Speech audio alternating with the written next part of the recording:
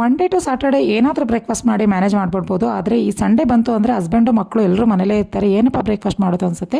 ನಾನಿವತ್ತು ಬನ್ಸಿ ರವೆನ ತುಪ್ಪದಲ್ಲಿ ಹುರಿದ್ಬಿಟ್ಟು ಅದಕ್ಕೆ ಸ್ವಲ್ಪ ತರಕಾರಿ ಎಲ್ಲ ಹಾಕಿಬಿಟ್ಟು ಉಪ್ಪಿಟ್ಟನ್ನ ಮಾಡಿದ್ದೆ. ತುಂಬಾ ಉದ್ರುದ್ರಾಗಿ ತುಂಬಾ ಚೆನ್ನಾಗಿ ಬಂದಿತ್ತು. ಅದಕ್ಕೆ ಸೈಡ್ ಡಿಶ್ ಆಗಿ ಎಗ್ ಫ್ರೈ ಕೂಡ ಮಾಡಿದ್ದೆ. ಮಕ್ಕಳಂತೂ ಖುಷಿಯಾಗಿ ತಿಂದರು. ಹಾಗೆ ತಿಂಡಿ ತಿಂದು ಮುಗಿಸೋ ಅಷ್ಟರಲ್ಲಿ ನಮ್ಮ ಮನೆಯವರು ಫ್ರೆಶ್ ಆಗಿರೋಂಥ ಮೀನು ಸಹ ತೊಗೊಬಂದಿದ್ರು. ಇದನ್ನು ಸಾಂಬಾರು ಮಾಡಿ ಬಿಸಿ ಬಿಸಿಯಾಗಿ ಮುದ್ದೆ ಮಾಡು ಮಧ್ಯಾಹ್ನಕ್ಕೆ ಅಂತ ಹೇಳಿ ಹೋದರು.